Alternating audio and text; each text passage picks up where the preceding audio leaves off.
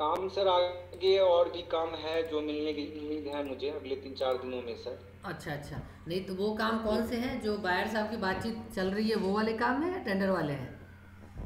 नहीं सर, जो बायर से मेरी बातचीत चल रही है वो वाले काम है। अच्छा अच्छा, ठीक है, बहुत बढ़िया है। अभी कोई सर वैसी कोई दिक्कत? मैंने सर आपके वीडियोस वगैरह देख के सर वहाँ पे टेंडर फाइल फिल किया था, तो उसी से सर मैंने एक दो टेंडर फिल भी किया हूँ। लेकिन उसके रिगार्डिंग में सर मुझे कोई अपडेट फिर नहीं मिली, तो मैंने इग्नोर कर दिया सर। हो गया ये 3-4 दिन, एक सप्ताह पहले की बात है। अच्छा अच्छा। और अर्जुन जी, आप कहाँ से बात कर रहे हैं? हाँ, कलकत्ता से बात कर रहे हैं सर। अच्छा, अभी तक आपको मिला कोई काम? मिला है, जो भी मिला है सेम चीज़ जो आपको बताया था। वो भी वो इस टाइप के यूट्यूब देख के थोड़ा बहुत कर लिया। ठीक है, उसी हिसाब से तो अभी कितने मैंने ऑर्डर मिले हैं आपको? देखिए, तो एक ही वेंडर है मेरे पास। वो हम्म। भी वो LIC में काम करता है। अच्छा वही जो ऑर्डर आता है उसी हिसाब से हम काम करते हैं। शायद 5-6 ऑर्डर किया है। अच्छा। तो अच्छा, कैटेगरी कौन कौन सी है आप दोनों लोगों की? मेरा सर सेलर। एक एक आदर्श जी बोलिए। मेरा कैटेगरी जो है सर, मैंने अभी सर्विस प्रोवाइड की हुई थी 2-3 हफ्ते पहले। तो उसमें मैंने बस प्रोवाइड किया था और कैटरिंग की सर्विस प्रोवाइड की थी। उसके बाद मैंने प्रोडक्ट जितने भी सर स्टेशनरी प्रोडक्ट हो गए, उसके बाद plastic made products like dustbin हो गया सर। उसके बाद ये सारे चीज़ का सर मैं मेरे पास ऑलरेडी सर मेरा शॉप है यहाँ पे, तो मैं स्टेशनरी बिजनेस में सर बहुत दिनों से हूँ, 25-30 अच्छा। साल से हूँ। लेकिन जेम पोर्टल पर सर रिसेंटली में बस ये नहीं। 2-3 कैटेगरी में मैंने सर काम किया, अच्छा एक तो नहीं, सर्विस आपने कैटेगरी और आप लोगों ने ना प्रोडक्ट देखो, कैटेगरी। वैसे तो बहुत ज़्यादा लेट करा है आप लोगों ने, क्योंकि जैम पोर्टल जो है लगभग 5-6 साल हो गए इसको, 5 साल तो कम से यस कम हो सर। गया। यस तो कोई बात नहीं, अभी चलो जितना लेट भी नहीं हुआ है ना ही जल्दी है, ठीक है। लेकिन हाँ, जी ये सर। जैसे अपना बिहार, यूपी, कोलकाता वगैरह है, आसाम साइड है, त्रिपुरा साइड है, इन सब साइडों पे क्या है ना, जैम पोर्टल अब जाके चालू हुआ है, 6 महीना साल भर ये से। सर बहुत सारे लोगों को यहाँ पे जानकारी भी नहीं है सर, हाँ ये भी हाँ, ये बात अब जाके चालू हुआ है। लेकिन आप यही दिल्ली, हरियाणा, राजस्थान, पंजाब वगैरह में होते, मुंबई वगैरह में, तो यहाँ तो बहुत पहले से चल रहा है। है। Yes sir. और और कोलकाता में बहुत डिमांड है GM पोर्टल का। हाँ हाँ, अब तो सब जगह मैंडेटरी कर दिया ना। पहले क्या था कि कोटेशन वगैरह से काम हो जाता था, अब तो मैंडेटरी कर यस। दिया है कि अब आपको जैम पे ही सप्लाई करना है, जैम से ही परचेज करना है बायर को। इसीलिए बायर भी यस। अब कहीं अलग से परचेज नहीं करते, वो जैम पोर्टल से ही परचेज करते हैं। जी। और अर्जुन जी, आप क्या काम करते हैं? मैं टेंडर वगैरह काम करते हैं, ज़्यादा डिजिटल सिग्नेचर का काम करते हैं। अच्छा, डीएससी वगैरह प्रोवाइड कराते हैं आप? हाँ हाँ हाँ। तो डीएससी उसी वगैरह तो हिसाब से आप। बहुत सारे क्लाइंट आता है, बोलते हैं कि आप तो ई टेंडर तो करवा देते, अब GM पोर्टल में करवाओ तो हम लोग आपके साथ जुड़े रहेंगे। इसलिए हाँ। हम सोचे यूट्यूब पे बहुत कुछ सीखा है, बट उतना ज़्यादा कोई भी एक गाइड करेगा तो वो भी अच्छा होता है, यस सर। इसलिए। नहीं यस वो सर, देखिए। गाइडेंस सर मिल जाता है तो उसके बाद सर हाँ हाँ, परफेक्ट। यहाँ क्या है ना कि अगर आपने एक बार ट्रेनिंग हमसे ले ली ना, तो ये ऐसा नहीं है कि हम आपको 6 महीना साल भर ही गाइडेंस वगैरह देंगे। इसके लिए तो आप कभी भी, आज से साल भर, 2 साल, 5 साल बाद भी, आप जब भी कोई आपको डाउट होता है, कुछ पूछना है, कुछ समझना है, जो आपके पास दूसरा वाला नंबर होगा हमारा 7042 वाला, उस नंबर पे आप मैसेज कर डाल सकते हैं। वहाँ पे आपको सारा कुछ जो है ना, आपकी प्रॉब्लम वगैरह जो भी होगी उसको सॉल्व कर दिया जाएगा, ठीक है। ठीक है। और बाकी अगर आपको अभी बताया जाए, अगर आप बताना चाहें कि जैम पोर्टल पे काम करने में अभी क्या दिक्कत आ रही है आप लोगों को? सर मुझे मेनली प्रॉब्लम हो रही है सर डॉक्यूमेंटेशन करने में, कैटलॉगिंग, फ्रेश कैटेगरी की प्रोडक्ट को कैटलॉगिंग करने में। अच्छा। और यस सर, ये टर्नओवर सबका सर थोड़ा बहुत तो आइडिया सर चला है, लेकिन क्लियर क्लियर नहीं है सर, ये सब चीज़ पॉइंट क्लियर नहीं है सर। अच्छा, और अर्जुन जी आपका? डॉक्यूमेंट कैसे रेडी करना है। अर्जुन जी आपका? सेम चीज़ है, कैसे जैसे वो कैटलॉग जैसे करते हैं ना, वैसे ब्रांडेड कैटलॉग वो भी अपलोड नहीं कर सकते, लिस्टिंग नहीं कर देखिए। सकते। तो ऑन हाँ। ब्रांड हिसाब के जो देखा यूट्यूब में, ऑन ब्रांड हिसाब से जो आप किए थे उसी हिसाब से किया, बट कभी कभी क्या करते हैं वो लोग पेंडिंग में रह जाते हैं। हाँ देखिए, ब्रांडेड कैटलॉग भी हम कर सकते हैं उसको पेयर, हम उसको रीसेल कर सकते हैं। लेकिन जैसे आपको पता होगा कि जैम पे जो कैटलॉग वगैरह है, जो प्रोडक्ट्स हैं, वो मेजरली 3 कैटेगरीज में है, Q2, Q3 एंड Q4। तो Q3 एंड Q4 में तो क्या है कि आप किसी भी प्रोडक्ट को रीसेल कर सकते हो। बस ये ध्यान देना है आपको कि वो जो हो, नॉट वेरीफाइड हो। और जो भी वेरीफाइड ब्रांड्स होते हैं, उन ब्रांड्स को आप नहीं कर सकते। वो कैसे क्या होगा वो हम आपको सारी चीज़ें बताएंगे। बाकी अभी हमें ज्वाइन किया है इसके इंटरप्राइजेज अशोक जी ने। हाँ अशोक जी, आवाज़ आ रही है आपको? हेलो अशोक जी, अशोक जी आवाज़ आ रही है आपको?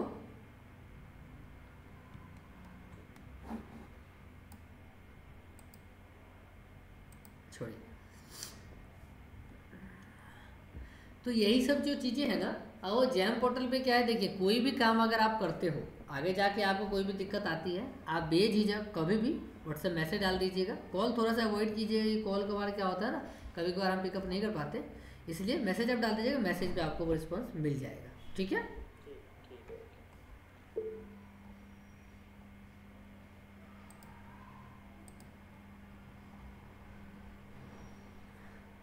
अशोक जी आपको आवाज़ आ रही है हमारी? अशोक जी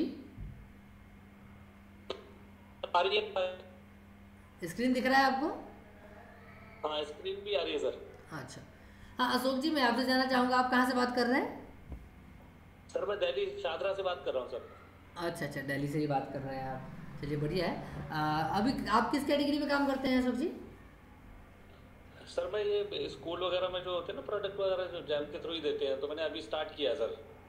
अच्छा अच्छा, कब से काम कर रहे हैं आप जैम पोर्टल पे? जैम पोर्टल में सर अक्टूबर से स्टार्ट किया है। अच्छा अच्छा, अक्टूबर से स्टार्ट किया। अभी तक कोई ऑर्डर वगैरह मिला आपको? हाँ ऑर्डर बहुत दिक्कत आती है सर, ऑर्डर मिलते तो हैं लेकिन जब ऑर्डर करते हैं ना बाहर की लोकेशन पर तो प्रोडक्ट ही नहीं दिखते। अच्छा अच्छा, तो ये दिक्कत आती है। अच्छा, कैटलॉगिंग वगैरह में दिक्कत आ रही है आपको, कोई बात नहीं, इसका भी सॉल्यूशन आपको मिलेगा इस ट्रेनिंग में। हाँ जी ठीक है, तो अभी तक कोई काम मिला आपको कि नहीं मिला अभी तक? नहीं काम तो है सर, काम तो मिला है मेरे को। अच्छा, बहुत मतलब बहुत दिक्कत होती है मतलब प्रोडक्ट सर्च करने में, फिर उसके रेट करता हूँ, बहुत डिफरेंट रेट डालता हूँ, जब जाके फिर वो सिलेक्ट करता हूँ तब बहुत कुछ करना पड़ता है सर, वो वीडियो देख देख के करता हूँ तब हो जाता है। अच्छा, किस कैटेगरी में काम करते हैं आप अशोक जी? हाँ जी, कैटेगरी कौन सी है आपकी, किस कैटेगरी में काम करते हैं आप? इसमें कैटेगरी में जैसे रजिस्टर हो गए, पेंसिल हो गई, अच्छा, स्टेशनरी आइटम्स स्कूल के अंदर जो हाँ स्टेशनरी आइटम हो गया, अच्छा। कंप्यूटर से रिलेटेड हो गए कुछ। ठीक है ठीक है, तो अभी जो है ना, जी। अभी हम आपको ट्रेनिंग का इंट्रोडक्शन देते हैं कि आपको ट्रेनिंग में क्या क्या चीज़ें होंगी। उसमें से कोई चीज़ आपको रह जाता है कि हाँ सर ये टॉपिक रह गया, तो आप हमें अभी बता दीजिएगा, वो भी हम आपके टॉपिक जो है आगे कवर कर लेंगे। वैसे ट्रेनिंग में सारी चीज़ें होंगी, लेकिन अभी हम बता रहे हैं, अगर नहीं पाए आपको तो वो आप एक बार रिमाइंडर डाल दीजिएगा, हमें बताइएगा कि ये चीज़ शायद रह गया। ठीक है, ठीक है सर। देखिए सबसे पहले तो सब लोगों का जैम पोर्टल पर रजिस्ट्रेशन हो रखा है, सबका हो रखा है रजिस्ट्रेशन जैम पोर्टल पर? हाँ जी।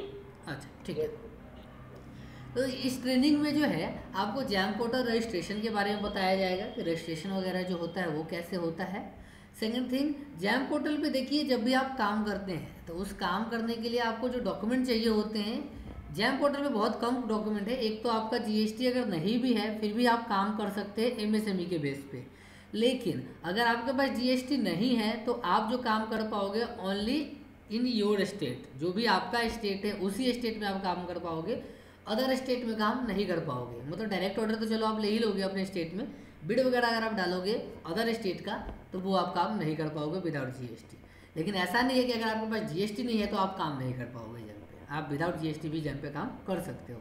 आपके पास normally GST, PAN and MSME, इन तीनों में से दो चीज़ें एमएसएमई पैन होनी चाहिए, विदाउट जीएसटी भी आप काम कर सकते हैं। ठीक है, तो एक तो आपको ये ट्रेनिंग के बारे में बताया जाएगा, सेलर आईडी क्रिएशन के बारे में बताया जाएगा कि सेलर आईडी क्रिएट कैसे होता है। जब आप लोगों ने देखा होगा कि जब आप लोगों ने सेलर आईडी क्रिएट किया होगा तो सेलर आईडी क्रिएट करने के बाद अपना जो प्रोफाइल है वो 100% कंप्लीट करना पड़ता है अपने को। 100% जब अपना प्रोफाइल कंप्लीट होता है तभी जाके हम आगे उस जैम पोर्टल पे काम कर पाते हैं, वरना नहीं कर पाते। ठीक है, दो तीन चीज़ें जो मेन होती हैं वो मैं आपको एक बार रजिस्ट्रेशन करके दिखाता हूँ। आप लोगों को स्क्रीन दिख रहा है ना?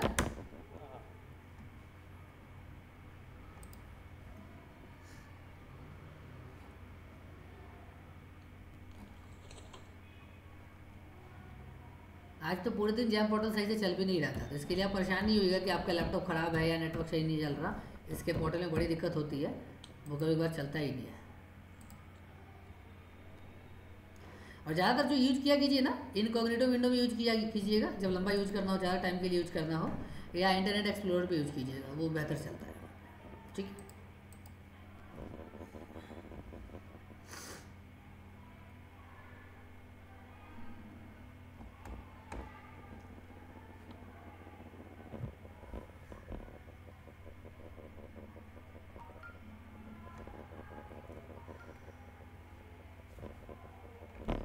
यहाँ देखिए डॉक्यूमेंटेशन में रजिस्ट्रेशन करने के लिए नॉर्मल जो डॉक्यूमेंट चाहिए होता है आपको, एक पैन कार्ड चाहिए होता है। बिजनेस डिटेल में आपको जो है फर्म आपकी कब से चल रही है वो दिखाना होता है।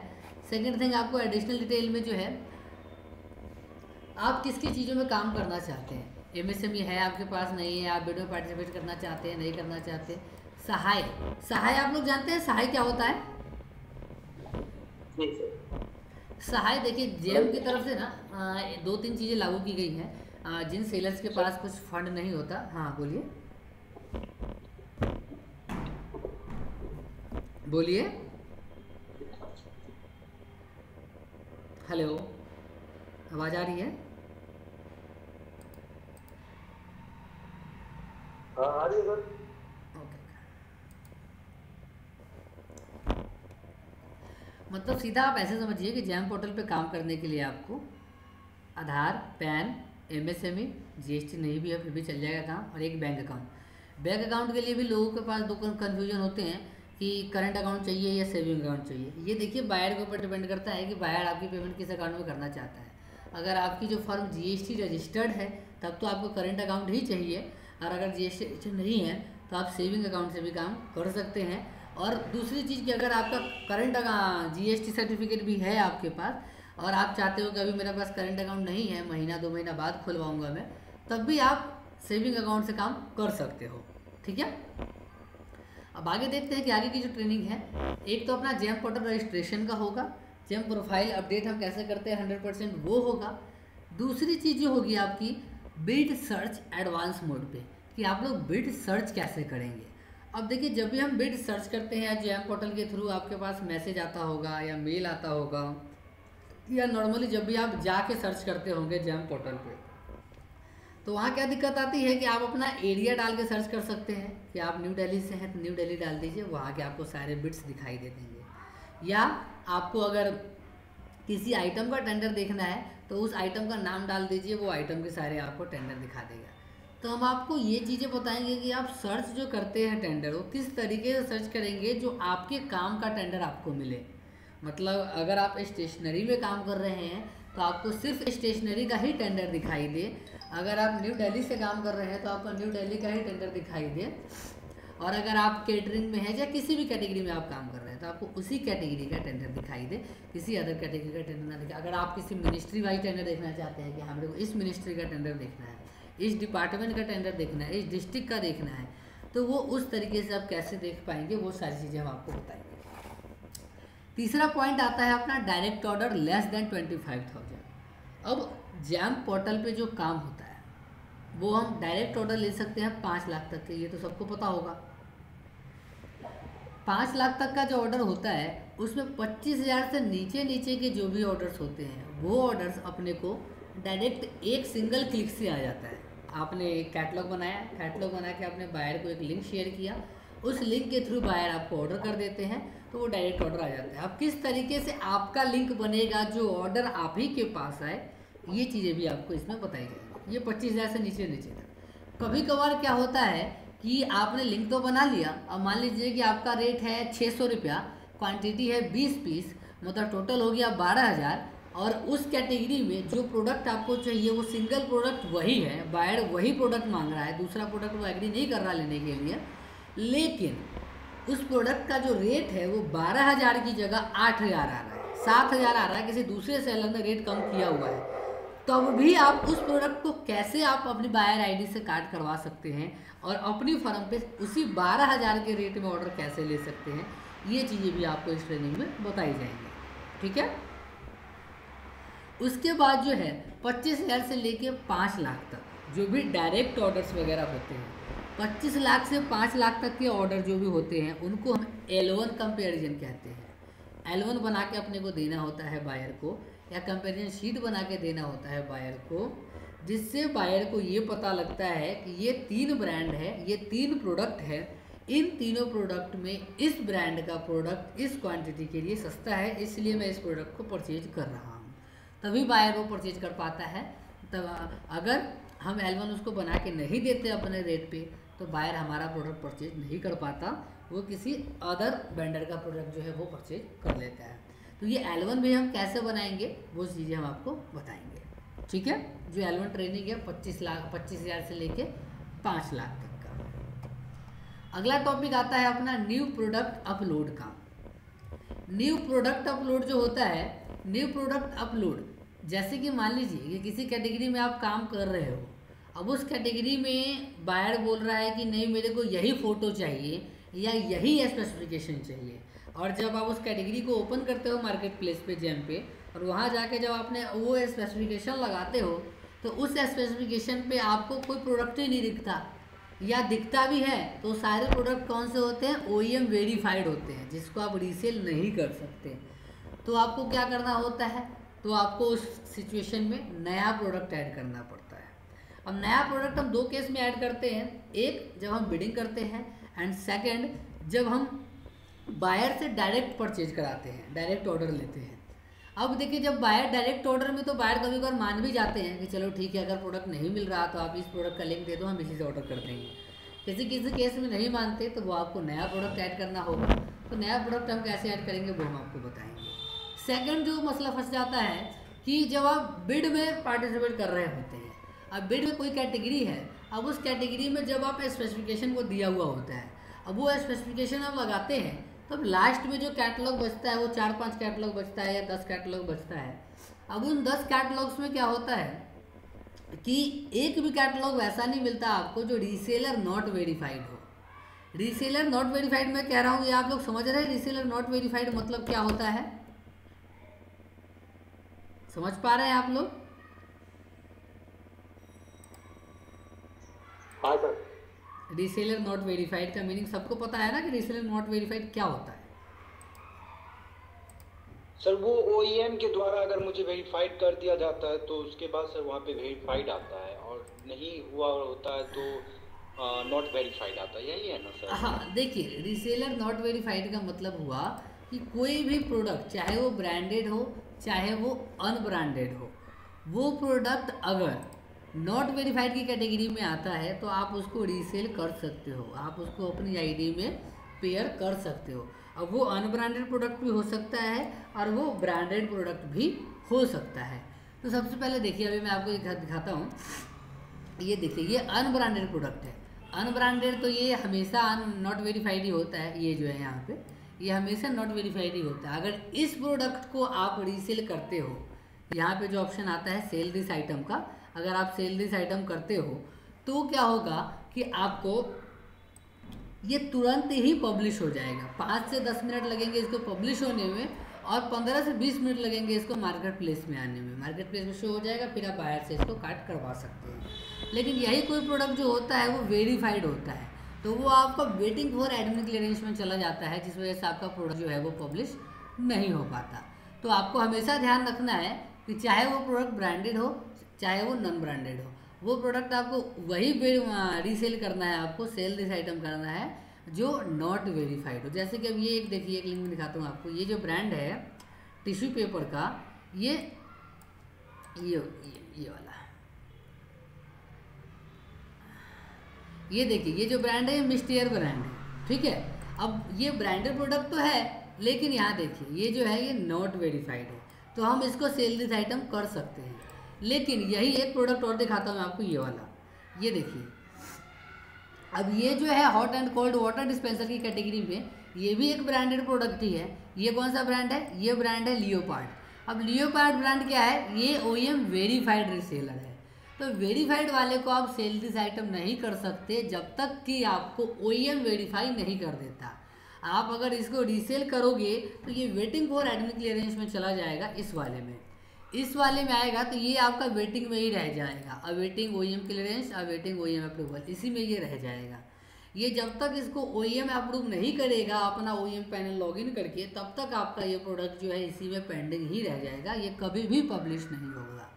तो आपको वही ब्रांड चूज करने हैं जो ब्रांड रीसेलर नॉट वेरीफाइड हो, ठीक है।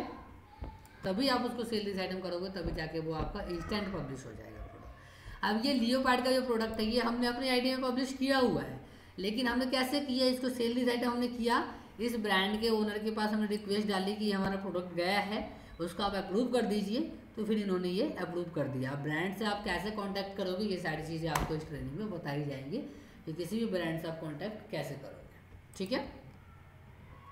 कोई अगर आपको डाउट लगता है बीच में कुछ पूछना हो तो आप पूछ सकते हैं, ठीक है। Yes sir. अब ये आ गया आपका न्यू प्रोडक्ट अपलोड। अब आता है उस पर सर्विस अपलोड। अब जो लोग प्रोडक्ट की कैटेगरी में काम करते हैं, ओनली सप्लाई करते हैं, तो उनके लिए तो प्रोडक्ट का काम हो जाएगा। अब जो लोग सर्विसेज वगैरह देते हैं, कोई व्हीकल हायरिंग का देता है, कोई केटरिंग वगैरह का देता है, कोई प्रिंटिंग सर्विसेज देता है, चाहे किसी भी तरीके की जो सर्विसेज होती हैं, वो आप सर्विसेज कैसे ऐड करेंगे वो भी आपको इन ट्रेनिंग में बताई जाएंगी, ठीक है।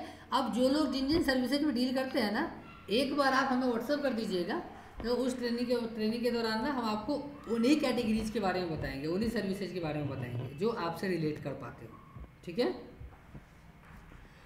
उसके बाद आता है अपना सप्लाई बिड पार्टिसिपेशन। अब सप्लाई बिड पार्टिसिपेशन क्या होता है? सप्लाई मतलब जो भी प्रोडक्ट के बिड होते हैं, जो भी हम प्रोडक्ट का बिड बायर्स निकालते हैं, और उस प्रोडक्ट में हम पार्टिसिपेट कैसे करेंगे। अब सप्लाई के जो बिड होते हैं लगभग 4 तरीके के हैं ये। सबसे पहला जो होता है सिंगल आइटम बिड, जिसमें सिर्फ एक आइटम होता है और उसके स्पेसिफिकेशन दिए गए होते हैं। दूसरा होता है बंच बिड। बंच बिड में एक से ज़्यादा आइटम्स होते हैं और उनमें सबके स्पेसिफिकेशन दिए हुए होते हैं। एक से ज़्यादा हो सकता है 2, 4, 5, 10, 20, 50, जितनी बायर की मर्जी वो उतना प्रोडक्ट ऐड कर सकता है उसमें। तीसरा होता है आपका BOQ बिड।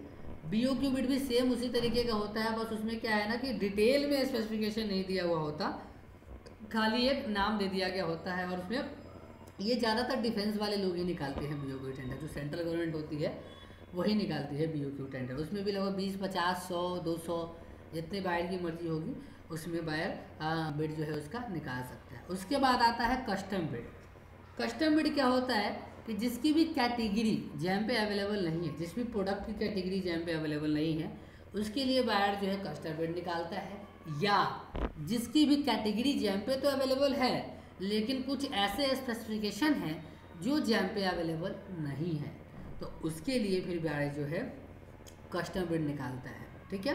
वो सब हम पहचानेंगे कैसे, बिड में हम पार्टिसिपेट कैसे करेंगे, पुराने टेंडर्स का हम रेट कैसे देखेंगे कि इस आइटम का इस लोकेशन पे किसी दूसरे सेलर ने किस रेट पे परचेज किया, सेल किया था, किस डिपार्टमेंट को दिया था, ये सारी चीज़ें भी आपको बताई जाएंगी। जैसे आप मान लेते हैं कोई नया सेलर है, उनको नहीं पता कि आप क्या रेट डाल सकते हो, आपको प्रॉफिट मार्जिन कितना रखना चाहिए। अगर आप स्टेशनरी दे रहे हो या फर्नीचर दे रहे हो या इलेक्ट्रिकल आइटम दे रहे हो, तो आपको अपना मार्जिन जो है कितना रखना है, 10%, 20%, कितना रखना है, 25%। तो उसके हिसाब से देखने के लिए आपको ना हम रेट भी देखने का बताएंगे कि पिछले जो टेंडर्स हुए हैं इस आइटम के, वो कितने रेट पे ये स्पेसिफिकेशन का प्रोडक्ट था, ये प्रोडक्ट कितने रेट पे किस डिपार्टमेंट को गया है, ये सारी चीज़ें हम आपको बताएंगे। अगला आता है AMC bid participation. AMC bid जैसा नाम से ही पता चल रहा है, annual maintenance contract. AMC bid को ही हम सर्विस बिड भी कहते हैं। अब AMC bid annual maintenance contract मतलब कि आपको किसी भी डिपार्टमेंट का 1 साल का या 2 साल का कॉन्ट्रैक्ट मिल जाता है कि इस डिपार्टमेंट में किसी भी चीज़ की दिक्कत होगी आपके सर्विसेज से रिलेटेड, तो ये काम आपको करना है। CCTV कैमरा ना? हाँ, CCTV कैमरे का हो गया, जो अपना मेंटेनेंस वगैरह का होता है, फर्नीचर रिपेयर का हो गया, वो उसके टेंडर से निकालते हैं। जो मेंटेनेंस का टेंडर आप देखोगे ना, तो उसमें सप्लाई के भी टेंडर निकलते हैं कि 1 साल तक अगर ये चीज़ की ज़रूरत पड़ेगी इस डिपार्टमेंट में, चाहे स्टेशनरी हो, चाहे इलेक्ट्रिकल हो, चाहे कोई भी आइटम हो, तो 1 साल तक इसी वेंडर को प्रोवाइड कराना है। इसके भी टेंडर निकलते हैं। पहले तो ज़्यादा निकलते थे, अब ये थोड़े कम हो गए हैं निकलना, क्योंकि अब डायरेक्ट परचेज ही ज़्यादा हो जाता है, तो उसके टेंडर्स उतने नहीं निकलते। लेकिन मेंटेनेंस के जो टेंडर होते हैं, सर्विसेज वगैरह के जो टेंडर होते हैं, ये अभी 1 साल 2 साल के लिए निकल जा रहे हैं।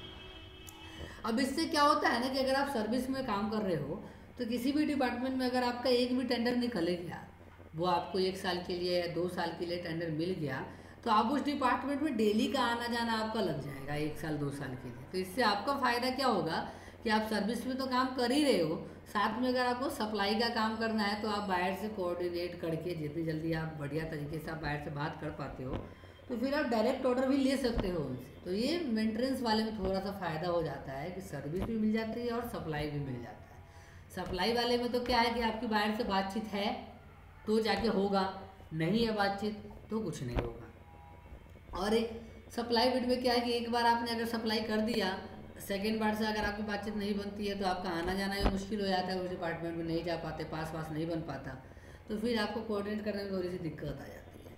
और नए सेलर्स के लिए तो यही है कि जब भी आप टेंडर्स वगैरह देखते हो ना, तो टेंडर में आप पार्टिसिपेट करो, फर्स्ट टाइम सेकेंड टाइम थोड़ा सा रेट आप नॉमिनल मार्जिन पे रखो 2% 5% कि आपको लॉस ना हो, कॉस्ट टू कॉस्ट हो जाए। इससे क्या होगा ना कि एक बार आप जब आपने सप्लाई कर दिया, उस डिपार्टमेंट में आप गए, आपने स्टोर मैनेजर से बात करी, जो कंसाइनी थे उनसे बात करी, और आपकी बातचीत बढ़िया तरीके से हो जाती है, तो आप उनको बोल सकते हो कि सर आगे से जो आपको रिक्वायरमेंट पड़े आप हमें डायरेक्ट बता दिया कीजिए, टेंडर मत निकालिए, हम आपको डायरेक्ट सप्लाई कर दिया करेंगे। तो इससे क्या होगा, आपको ऑर्डर मिलने के चांसेस जो है वो बढ़ जाते हैं। और कभी भी जब आप टेंडर देखो तो उस टेंडर की कॉपी निकालो, कॉपी निकाल के जो भी उस टेंडर्स का एड्रेस होता है, कंसाइनी का एड्रेस होता है, डिपार्टमेंट का नाम वाम लिखा होता है, कंसाइनी का नाम लिखा होता है, रूम नंबर वगैरह सारा कुछ लिखा होता है, उस थोड़ा सा टाइम निकालो और उस टेंडर की कॉपी ले जाके सीधा आप जाके बायर से सामने मिलो कंसाइनी से, सर ये टेंडर आपके डिपार्टमेंट से निकला है, हम इसमें पार्टिसिपेट करना चाहते हैं, हमारे लिए क्या अपॉर्चुनिटी है, आपको क्या रिक्वायरमेंट है एक्चुअल में। आप जब टेबल पे बैठ के बात करोगे ना तो फिर बातें और बढ़ती हैं और अच्छे तरीके से काम होता है। एक बार दो बार तो आपको मिलेगा नहीं, कभी बहाने करेगा कि मैं नहीं हूँ, ये है वो है, लेकिन अब एक बार दो बार तीन बार, मान लो अगर 10 बायर से भी आप कांटेक्ट करते हो, 2 बायर भी आपके कांटेक्ट में आ गए तो आपका काम तो बढ़ गया ना, 10 में से 2 भी आए तो काफ़ी है। तो नए सिरे से अगर चालू करना है आपको, स्टार्टिंग है आप लोगों की, तो आप इस तरीके से काम कर सकते हैं। उसके बाद हम आपको बताएंगे सप्लाई आइटम बिल जनरेट, जो सप्लाई का बिल जनरेट वगैरह जो होता है वो किस तरीके से होता है, और AMC जो सर्विस वगैरह होते हैं उनका जो बिल जनरेट होता है वो किस तरीके से होता है। ये ट्रेनिंग में है, बाकी जो छोटी छोटी चीज़ें हैं वो अभी इसमें नहीं लिखी गई हैं, जो मेन चीज़ें हैं वही चीज़ें इसमें लिखी गई हैं। अगर आपको कोई चीज़ लगता है कि हाँ ये रह गया या ये आपको सीखना है समझना है तो वो आप अभी एक एक करके बता सकते हैं। बताइए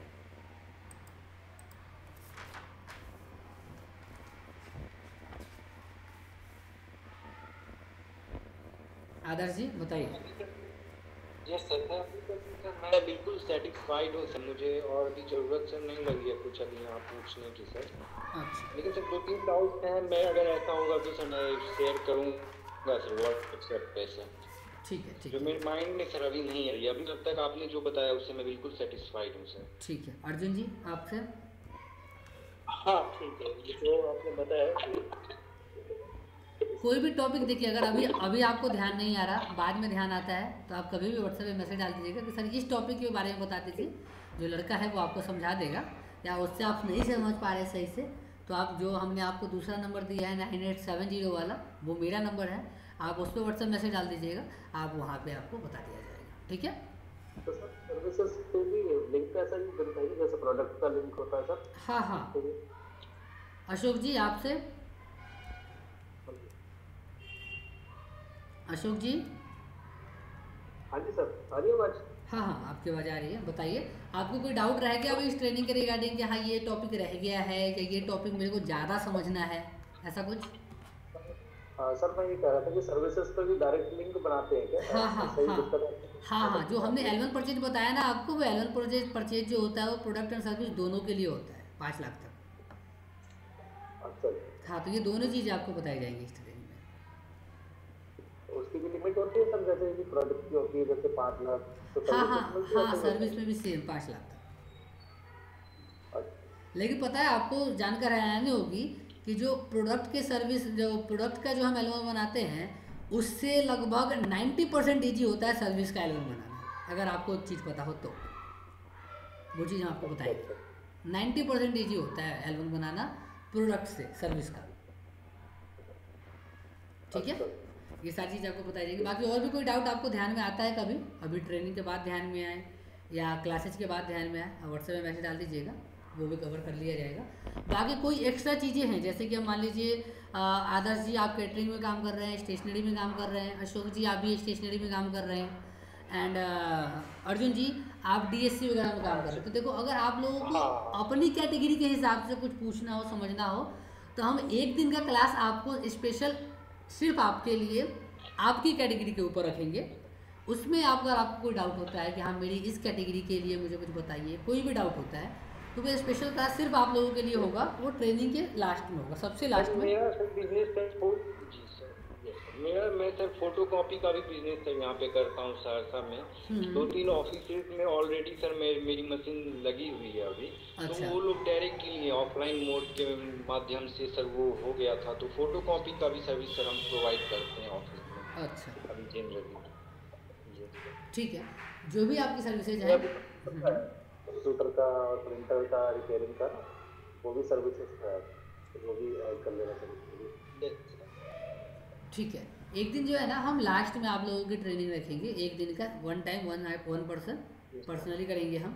उसमें हम आपके जो भी डाउट्स होंगे ना वो पर्सनली हम क्लियर करेंगे, ठीक है, वो सबसे लास्ट में होगा। वो आप ट्रेनिंग के दौरान भी जो भी आपको Q&A रह जाते हैं कि ये डाउट्स है, तो डाउट्स वाला सेशन तो हम साथ में रखेंगे, जो सबका डाउट्स क्लियर हो जाएगा। जो पर्सनली आपको कुछ पूछना हो तो वो हम सबसे लास्ट में रखेंगे, जो आपको पर्सनली पूछना हो तो आप पर्सनली पूछ सकते हैं, ठीक है। अच्छा, अभी मैं ज़्यादा इस ट्रेनिंग को लंबा नहीं करना चाहूँगा। आप लोगों को तो ये तो पता ही होगा कि जैम पोर्टल पे काम कौन कर सकता है और किस तरीके से काम होता है, या ये भी बताने की ज़रूरत है? ये सर मालूम है सर, ये तो सर मैंने वीडियो 2-3 बार देखा था सर आपकी वीडियो। हाँ, जानकारी मुझे क्योंकि जैम पोर्टल जो है कोई बड़ा तोप नहीं, ये तो अमेजोन फ्लिपकार्ट जो है ना उससे भी इजी पोर्टल है ये, इस पे आप कोई भी बंदा काम कर सकता है, ठीक है।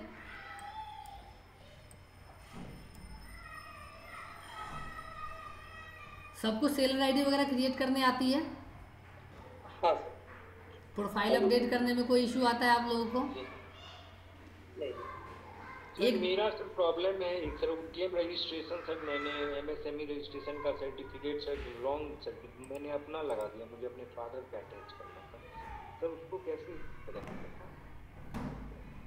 नहीं, उद्यम सर्टिफिकेट तो देखिए जब तक आपकी फर्म का नाम उसमें मेंशन नहीं होगा और पूरे तरीके से मैच नहीं होगा फर्म का नाम, तब तक वो पोर्टल लेता ही नहीं है।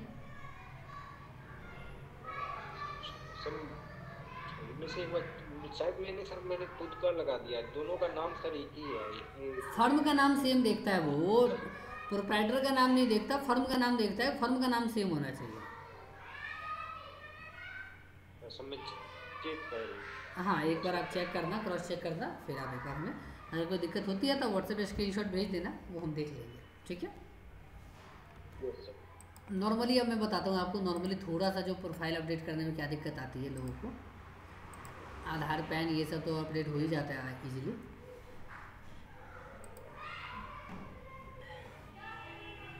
देखिए हमने अपनी आईडी बना ली, आईडी बनाने के बाद हमने अपना पैन वैलिडेशन कर लिया, बिजनेस डिटेल हमने वैलिडेट कर लिया, बिजनेस डिटेल कब का है हमारा, एडिशनल डिटेल में हम किस किस कैटेगरी में काम करना चाहते हैं ये हमने अपडेट कर लिया, हमारे पास MSME है वो हमने अपडेट कर लिया, हमारे पास स्टार्टअप है वो हमने अपडेट कर दिया। ये सब नॉर्मल येस नो करने वाला है, ये आप इजीली कर लोगे। ऑफिस लोकेशन में अगर आपको एड्रेस वगैरह डालना होता है वो आप ऐड कर सकते हो। और इसी चीज़ में देखो कभी कभी कोई कैटलॉग ऐसा ऐड करना पड़ता है आपको जिस कैटलॉग के लिए आपको OEM होना पड़ता है। अब OEM होने का मतलब ये है वो कैटलॉग तभी आप ऐड करोगे जब वो एज अ OEM मांगेगा। कभी कभार आप टेंडर डालते होगे ना तो वो लिखता होगा उसमें रिजर्व्ड फॉर MSE लिखता होगा कभी कभार कि उसमें सिर्फ OEM ही पार्टिसिपेट कर सकता है। वो टेंडर सारे जो होते हैं वो ज़्यादातर जो होगा वो कस्टम बिड होगा एंड सिंगल आइटम बिड होगा। कस्टम बिड में ये ज़्यादातर देखा गया है कि उसमें रिजर्व फॉर MSE सेलर्स के लिए लिखा गया होता है कि जो भी OEM है वही पार्टिसिपेट कर सकते हैं।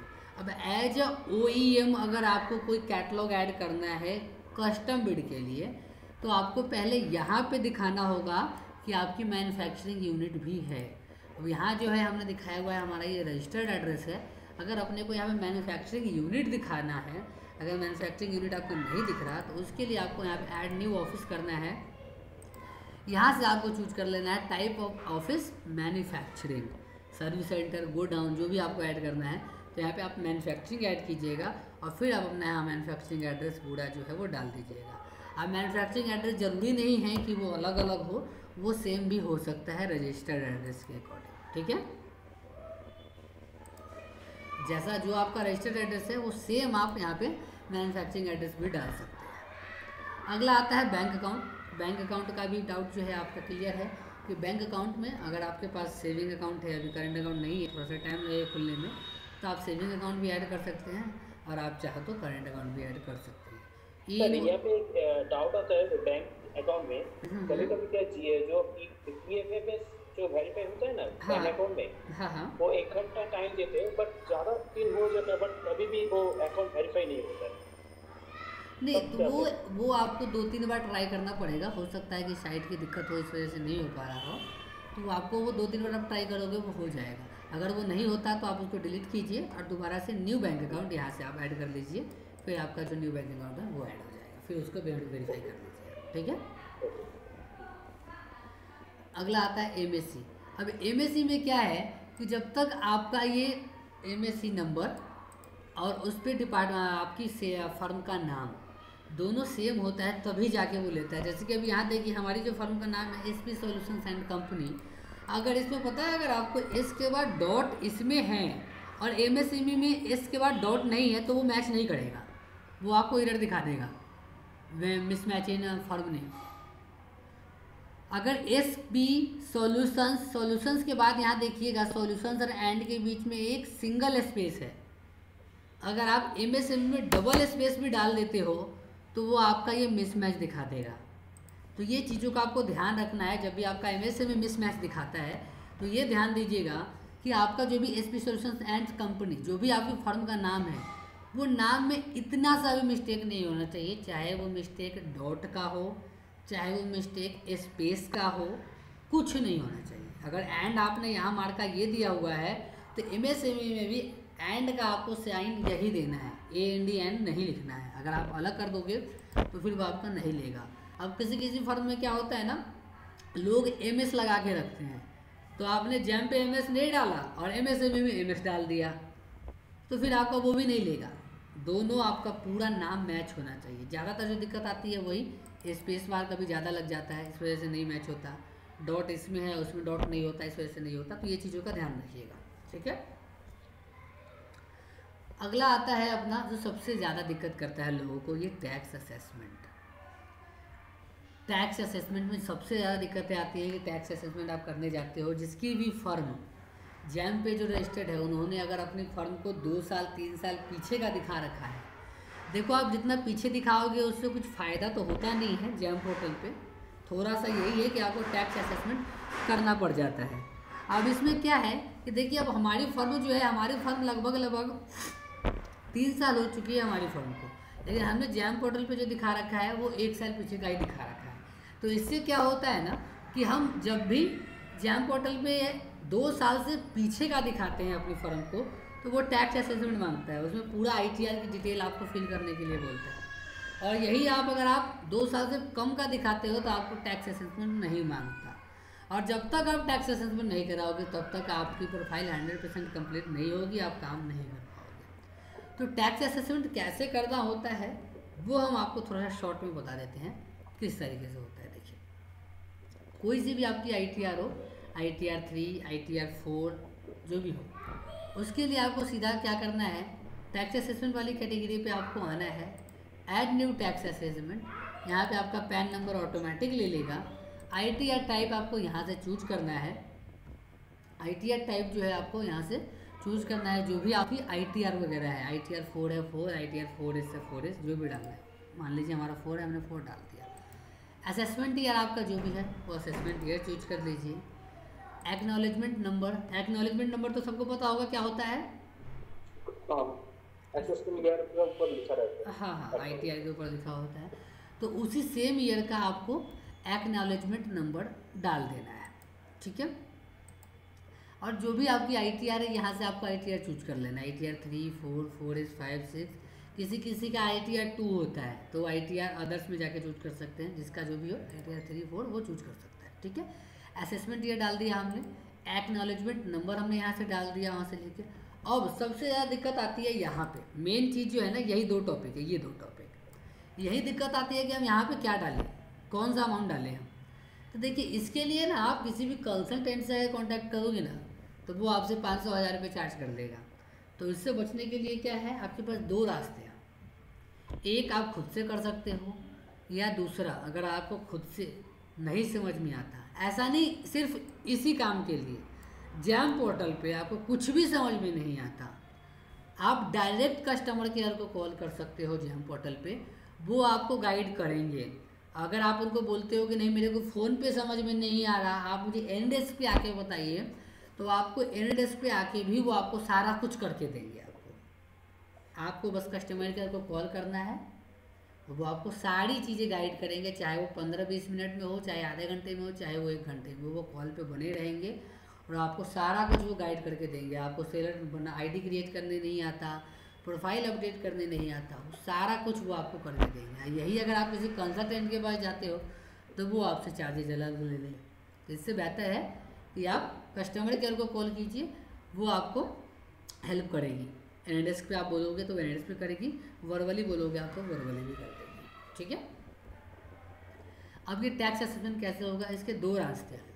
एक, अगर आप खुद से करना चाहते हो तो आपको सीधा यहाँ आना है, नीड हेल्प की कैटेगरी में। नीड हेल्प में आप आओगे, उसके बाद ये फैक्स जो है, फैक्स वाले पे आओगे, इसको न्यू टाइम में ओपन कर लेते हैं।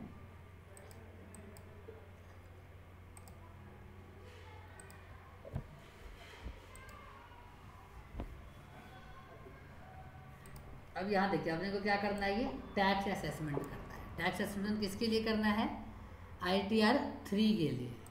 तो यहाँ से हम चूज करेंगे। देखिए अब यहाँ जो चूज हो रखा है, बायर हो रखा है ना, यहाँ आपको सेलर चूज करना है। सेलर चूज कर दिया हमने। अब यहाँ जो आता है टॉप क्वेरीज, यहाँ आएंगे हम, यहाँ देखिए आ गया ये टैक्स वैलिडेशन, इस पर क्लिक करेंगे। अब यहाँ पे सबका दिया हुआ है कि आपको कौन सा करना है। अगर आपका टैक्स ITR 6 है तो इस पर क्लिक कीजिए, ये आपको बता देगा। अगर आपका ITR 4, 5, 4S, 5 या 3 है तो इस पर क्लिक कीजिए। अगर आपका ITR 4 है तो इस पर क्लिक कीजिए। अभी जो हमारा ITR 3 हमने चूज किया है तो हम ITR 3 पे चूज करते हैं, क्लिक करते हैं। हमने यहाँ क्लिक किया। सबसे पहला टॉपिक जो आ रहा है profit and gain from business और प्रोफेशन। यहाँ क्या डालना है आपको, यहाँ जब आप आई बटन पे क्लिक करते हो ना तो यहाँ पे भी लिख देता है कि specify profile profit and gain from business और प्रोफेशन। अब यहाँ profit and gain from business और प्रोफेशन, यहाँ पे अपने को क्या है, सबसे पहला टॉपिक यहाँ पे बताया गया। देखिए profit and gain from ITR section part B T1। Part B में जब आप जाओगे T1 के कॉलम पे तो आपको कंप्यूटेशन ऑफ टोटल इनकम दिख जाएगा। अभी मैं एक ITR आपको दिखाता हूँ। अगर हमारा ITR 3 है कि क्या है, एक बार देख लेते हैं।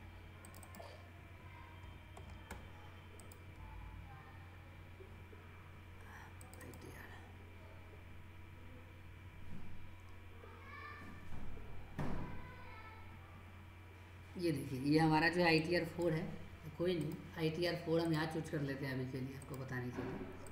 ITR 4 कर लिया हमने, ठीक है। अब यहाँ देखिए सबसे पहला जो यहाँ बता रहा था, सबसे पहले वाले कॉलम में आपको डालना है कंप्यूटेशन ऑफ टोटल इनकम। यहाँ से आपको ये कॉपी करना है सिलेक्ट करके, और आपकी ITR की कॉपी, सॉरी ये ITR की जो कॉपी है ये सिंगल पेज वाली है, इससे काम नहीं होगा। ITR की जो चाहिए होती है ना अपने को, ITR फॉर्म चाहिए होता है जो मिनिमम 10 से 11 पेज का होता है और मैक्सिमम तो 50-100 पेज तक का भी होता है। तो उसमें तो आपको क्या करना है कि कंप्यूटेशन ऑफ टोटल इनकम, इसको Ctrl+C कॉपी कीजिए और अपना ITR का जो फॉर्म है, ये एक्नॉलेजमेंट नहीं फॉर्म, ये देखिए ये एक्नॉलेजमेंट है सिंगल पेज का। फॉर्म जो होता है वो मिनिमम 10 से 15 पेज का होता है, मैक्सिमम तो जितना मर्जी। तो उसमें आपको आना है Ctrl+F Ctrl+V। जैसे आप डालोगे और एंटर करोगे ना, आपको कंप्यूटेशन ऑफ टोटल इनकम दिख जाएगा। वहाँ जाके आपको जो भी अमाउंट आ रहा हो वो अमाउंट आपको यहाँ डालना है, वो अमाउंट आपको यहाँ डालना है। Second, sale gross receipt of business. Second thing में जो बताया गया है यहाँ पे देखिए profit and gain profit and loss account, point number 1 revenue from operation A4, सारा कुछ लिखा हुआ होता है इसमें। अब यहाँ से आप रिवेन्यू फ्रॉम ऑपरेशन कॉपी करोगे, ITR में जाके पेस्ट करोगे और इसका पॉइंट कौन सा बता रहा है, A का चौथा पॉइंट, जो भी अमाउंट आ रहा होगा A का चौथा, वो आपको अमाउंट यहाँ से देखना है और अमाउंट यहाँ पे आपको करना है और यहाँ पे क्रिएट कर देना है। क्रिएट करोगे आप, हाथों हाथ वेरीफाई बटन पे क्लिक करोगे, आपका ये टैक्स वैलिडेशन जो है ये वेरीफाई हो जाएगा। ठीक है, बाकी अगर कोई डाउट होता है, कोई दिक्कत रह जाती है, नहीं हो पाता, कोई इशू आ जाता है, तो आप हमें कांटेक्ट कर सकते हैं। हमें कांटेक्ट करना, आप हमें कांटेक्ट कीजिए। खुद से करना हो जैसा हमने बताया आपको इस तरीके से कर सकते हैं। वैसे भी नहीं हो पा रहा तो आप कस्टमर केयर को कॉल कीजिए, कस्टमर केयर आपको हैंड डेस्क पे लेके वो गाइड कर देगा, वो सारा कुछ आपका ये जो टैक्स असेसमेंट है वो करा के दे देगा। अगला आता है अपना वेंडर असेसमेंट। वेंडर असेसमेंट उनके लिए होता है जो कि OEM होते हैं, ठीक है, जो मैन्युफैक्चर जो होता है ना, जी, ओरिजिनल इक्विपमेंट मैन्युफैक्चरर, ये वेंडर असेसमेंट उनके लिए होता है। मैन्युफैक्चरिंग कैसे बनते हैं, OEM कैसे बनोगे आप, उसके लिए आपके पास फैक्ट्री का लाइसेंस होना चाहिए, MCD का लाइसेंस होना चाहिए, मशीनें होनी चाहिए, लेबर होना चाहिए, तभी जाके आप जो है एज ए OEM रजिस्टर्ड कर पाओगे अपने। ठीक है, तो ये तो आप लोगों में से कोई है जो OEM है? नहीं, सर मैंने तो तीन एक एक करके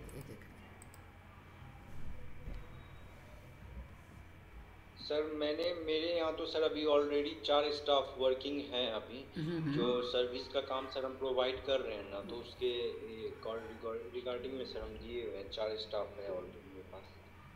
अच्छा, और कोई है OEM? और सर मैं प्रिंटिंग का काम कर। हाँ अर्जुन जी। हाँ, मेरा 2 दिन पहले एक क्लाइंट आया था, वो बोल रहे थे जो वेब पैनल बनाते हैं कि नहीं हम लोग, तो हम बोले नहीं मैं तो जानता नहीं, मैं देखता हूँ, ऐसे बोलते छोड़ दिया। तो आप सबसे सीख लेंगे कैसे बनाते हैं। अच्छा, वो आपसे OEM पैनल बनाने के बारे में पूछ रहे थे कि OEM हम कैसे बनेंगे? हाँ। अच्छा, हाँ। ओके। अशोक जी आप?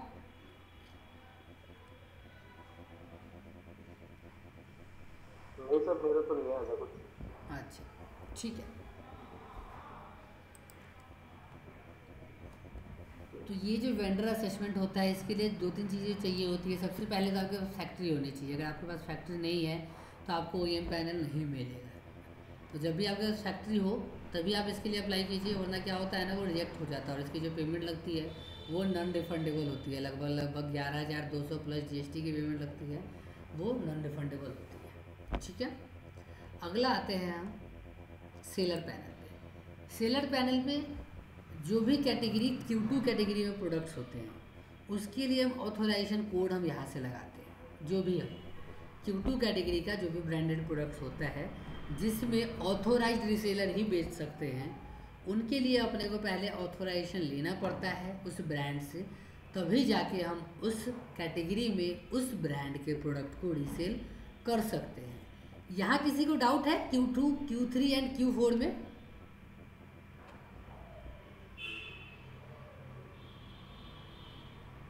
किसी को Q2, Q3 एंड Q4 में कि हाँ क्या होता है, कैसे होता है, ऐसा कोई?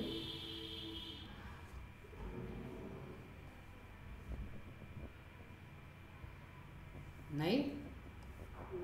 ओके। तो जो भी Q2 कैटेगरी होती है ना, Q2 कैटेगरी में आपको पहले ऑथोराइजेशन लेना पड़ता है। ज़्यादातर इलेक्ट्रॉनिक्स आइटम जो है वो Q2 कैटेगरी में ही है, तो उसके लिए आपको ऑथोराइजेशन लेना होता है उस ब्रांड से, तभी जाके आप रीसेल कर पाते हैं। अब ऑथोराइजेशन लेने के बाद हम ऑथोराइजेशन कोड जो है वो किस तरीके से लगाएंगे वो मैं आपको छोटा सा ऐसे बता देता हूँ, वो ज़्यादा बड़ा प्रोसेस है नहीं उसका।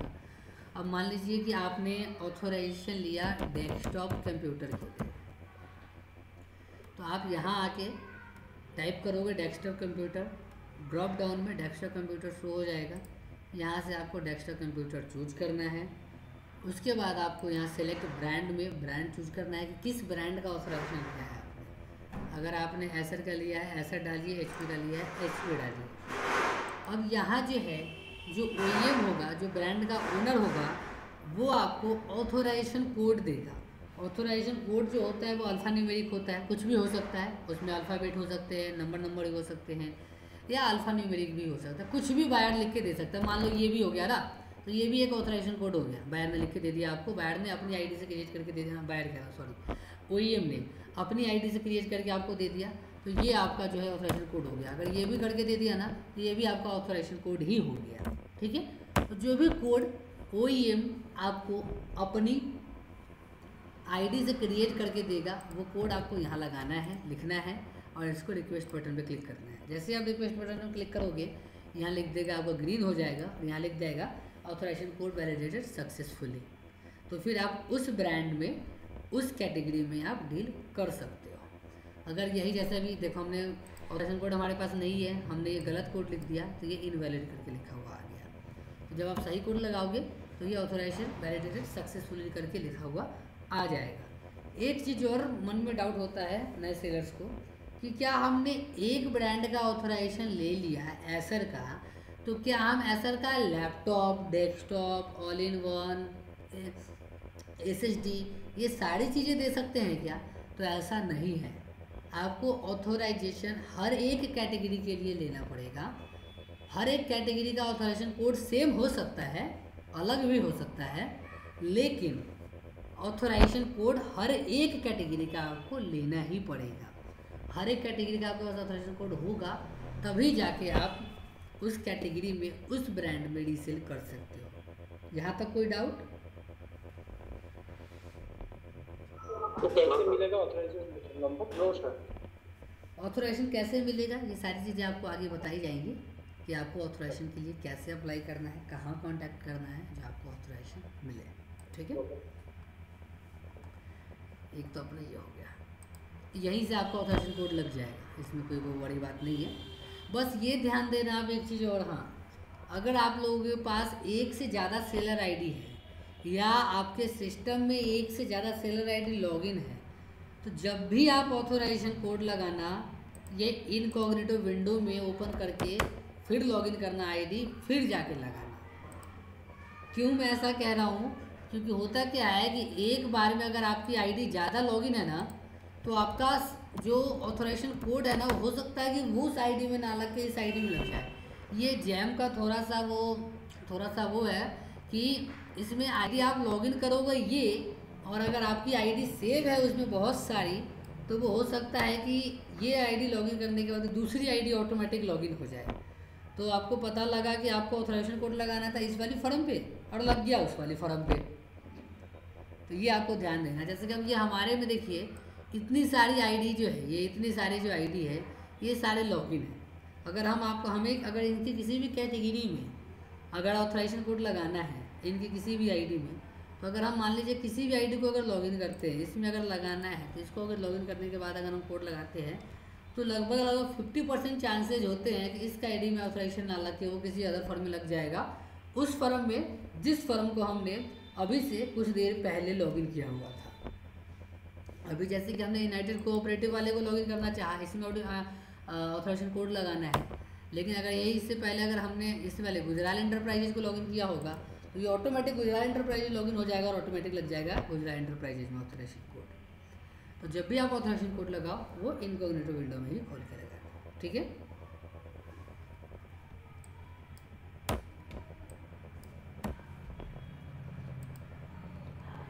ये हो गया। अगला आता है अपना अकाउंट सेटिंग। अकाउंट सेटिंग में अगर आपको कुछ चेंज करना है, पासवर्ड चेंज करना है, यहाँ से पासवर्ड चेंज कर सकते हैं। ईमेल आईडी चेंज करना है, आप यहाँ से ईमेल आईडी चेंज कर सकते हैं। पुराना वाला ये है, नया वाला आप ईमेल आईडी यहाँ डालिए, पुराने वाले OTP जाएगा, इसको सबमिट करके फिर आप ईमेल आईडी भी चेंज कर सकते हैं। अपडेट मोबाइल नंबर आपको अपडेट करना है, मोबाइल नंबर आप डाल सकते हैं। अकाउंट अगर आपको क्लोज करना है, तो यहाँ आप अकाउंट क्लोज भी कर सकते हैं।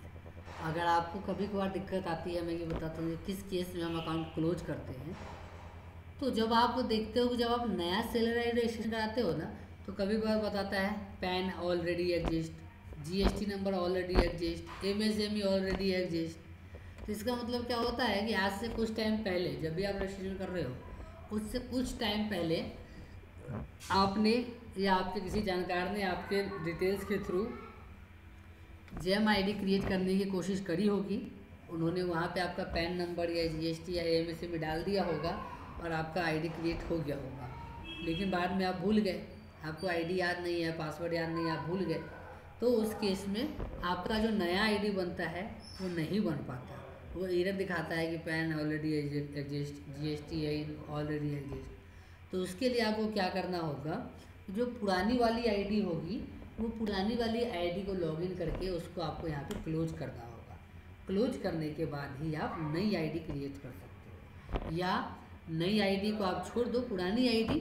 अब आप लोगों के मन में ये डाउट शायद आया हो, जब मान लीजिए कि हमने कुछ टाइम पहले रजिस्ट्रेशन करा था, आज से 6 महीने पहले, साल भर पहले हमने रजिस्ट्रेशन किया, लेकिन मुझे पता ही नहीं। अब मैं रजिस्ट्रेशन करने जा रहा हूँ तो मेरा बता रहा है कि पैन ऑलरेडी एग्जिस्ट। अब मुझे पता ही नहीं कि मैंने यूज़र आईडी क्या बनाया था, पासवर्ड क्या था। अब मैं उस आईडी को रजिस्टर कैसे करूँगा? ये हुआ है आप लोगों के साथ कभी ऐसा?